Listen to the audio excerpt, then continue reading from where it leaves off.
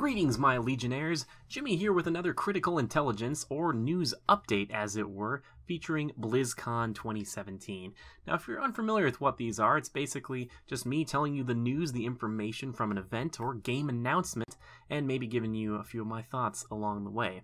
Now, a Legionnaire reached out and asked if I would cover this event, and I'm happy to oblige. So, let's just go down the list here of all the games and some of the updates or the new things coming to them. Now, just keep in mind that this is not an exhaustive list, so if you're looking for something like that, I apologize. I won't go into every little detail, but just kind of more of the bigger, major updates. So let's begin with World of Warcraft. Now, World of Warcraft is an interesting beast, and it's always growing. It's been around for 10 years, and it's crazy. At least 10 years. It's just this massive thing. Now, every time they release a new expansion, typically, they have a crazy cinematic with it, and this one is no different. The battle for Azeroth. You can see the Horde versus the Alliance, just like the old days, and it's a beautiful cinematic, and you're probably seeing it right here. It's just wonderful. And, oh, by the way, all the cinematics and trailers will be linked down below, so if you want to go check them out, they will be there. Let's begin with the battle for Azeroth here. So basically what we're seeing is both the Horde and Alliance getting 3 new zones or islands where they can go and farm Azerite, which is this new material that you can use to upgrade your armor and will give you different effects for it. And that is kind of the big new pull and draw for this, kind of the grind for that. Alongside of that, though, the big announcement is that Blizzard finally announced a World of Warcraft Classic, or a vanilla server, basically for those interested in playing the original game that came out back in 2007, I believe. That is pretty insane to me. It's a sign of a truly popular game when people just want to play the very base version of it. So Blizzard's been wanting to do this, I think, for a while. I know the communities wanted that. They've even had people kind of try to make them and get it shut down. So knowing that they're going to do this, I think, is a smart move, and it's intelligent for a game that still seems to trudge on indefinitely. So smart move on their part, and it's going to be a while, though. So if you're interested in playing original, sauce World of Warcraft, it's going to be a bit, but it's coming. Now, let's move on to Starcraft II. Going free to play, interesting move. You can play the first campaign, Wings of Liberty, for free, and the ranked multiplayer. If you own Wings of Liberty, you will get Heart of the Swarm for free, which is really great because Heart of the Swarm, personally, was my favorite. That is a really cool campaign. Actually, Wings of Liberty, Legacy of the Void are also very good. The Heart of the Swarm is just, so good. I think this is a smart idea. They didn't really have anything else to talk about StarCraft II, and right now it's their only real-time strategy game that they're really pushing. So for a company that's kind of been based around a lot of that, with Warcraft, 3 being the last big RTS for the Warcraft franchise, I think this is an interesting idea, and I think it's a good way to bring in new players to maybe one of the hardest franchises to get into, or hardest, I should just say, genres to get into. It's intimidating. It's scary because you see the professional play for RTSs, and it's like, whoa, that's really crazy. These guys are moving so fast. I can't keep up with them. But yeah, that is kind of where they're moving with that. Nothing crazy, huge announcements as far as like a StarCraft 3 or anything like that. But, if we wait another decade, we'll probably hear something. Moving on to Hearthstone, there's a brand new expansion called Kobolds and Catacombs, allowing players to go and fight 8 random bosses in a new mode called Dungeon Run. So doing this will give you new cards, but if you lose to these bosses, you'll have to begin all over again. There's a new legendary called Marin the Fox, which is going to be added. No idea who that is, but probably a pretty big deal if you're interested in that game. So if you're jazzed about Hearthstone, then I'm sure you'll be jazzed about this. I enjoyed playing it back in the day, but I've kind of fallen off since then, and a lot of people have called it kind of pay to win, so I'm not sure if this will help balance that out or whatnot, but obviously they will keep making expansions because it is the most popular card game just about out there that you can play. Now, moving on to the game that I've been playing the most from Blizzard currently, Heroes of the Storm. We got 2 brand new characters coming. Hanzo from Overwatch and Alexstrasza from Warcraft lore.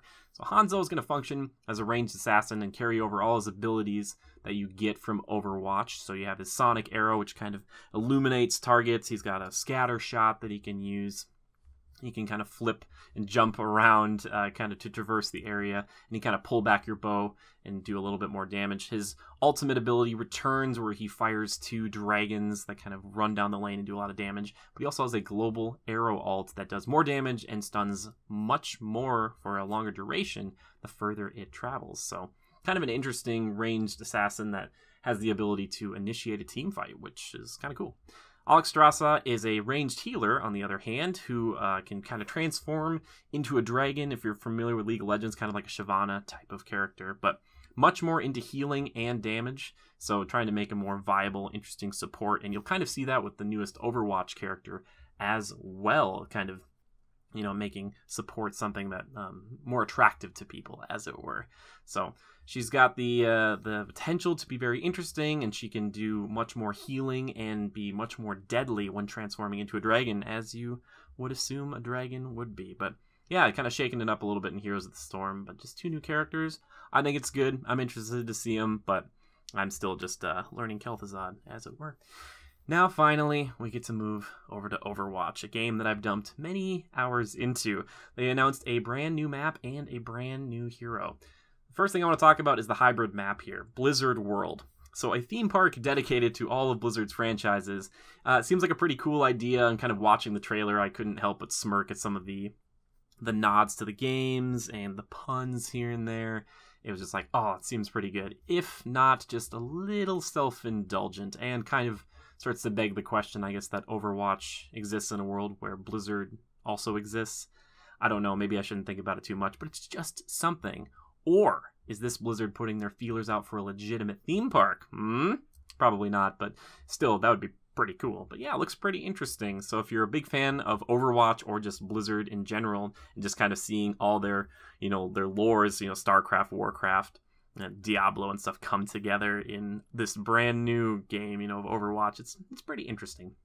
Along with that, Moira is the newest hero to join their ever-growing roster. She's a geneticist for the evil organization Talon, and she specializes in doing damage but healing allies. So she is a support, technically, but it seems like she can also dish it out a little bit as well. So again, like I said, with Alexstrasza, kind of trying to make these new support characters, try to get more people interested, because making a support class that is viable is hard enough, let alone one that people really, really want to play. So looks very interesting. She's kind of looking like a warlock. She's got a teleport.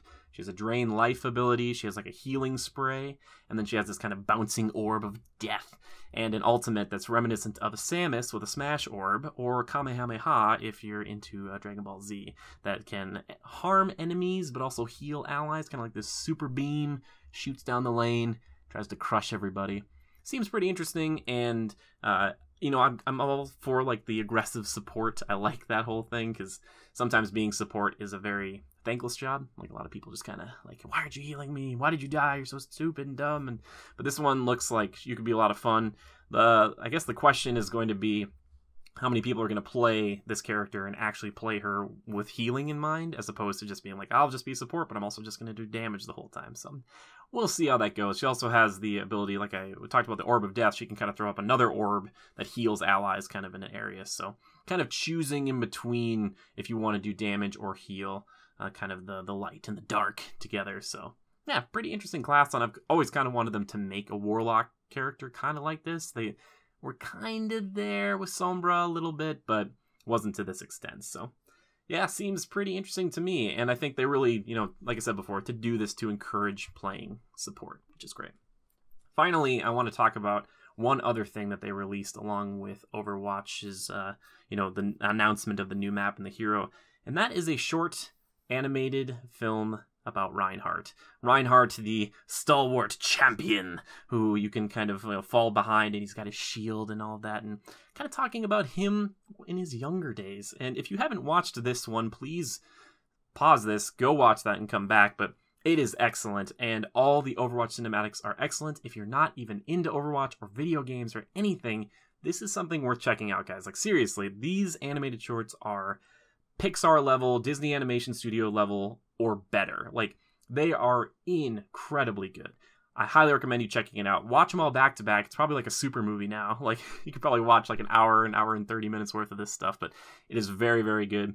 And this one was just really cool to see Reinhardt, just his backstory. And they don't need to put these out. This wasn't like announcing a new character. It wasn't like showing off a new map. It's just showing one of their characters that they love and his backstory. So really appreciate that love. But I want to know what you guys think is the coolest announcement to come out of BlizzCon 2017. Personally, I was always hoping for Diablo stuff, maybe Diablo 4, maybe something crazy like that. I know we got the Necromancer, but, you know, a guy can dream.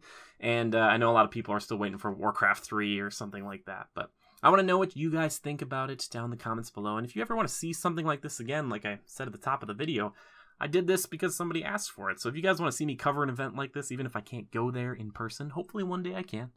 But for now, this is the next best thing. So thank you so much for stopping by. I really appreciate it. If you want to help out the channel, please leave us a like, share us with a friend. That can help a lot if you want to subscribe. But if you really, really, really want to support us, then check out patreon.com/criticalreviews. Throw in a buck. You can get some cool rewards even at that first level, or, you know, multiple levels, get some good art, some other rewards, get the podcast early, get all these cool things. It's really great, and it really helps us out and allows me to do this more often. So thank you guys so much for stopping by. I really appreciate it. And just remember to adapt and overcome.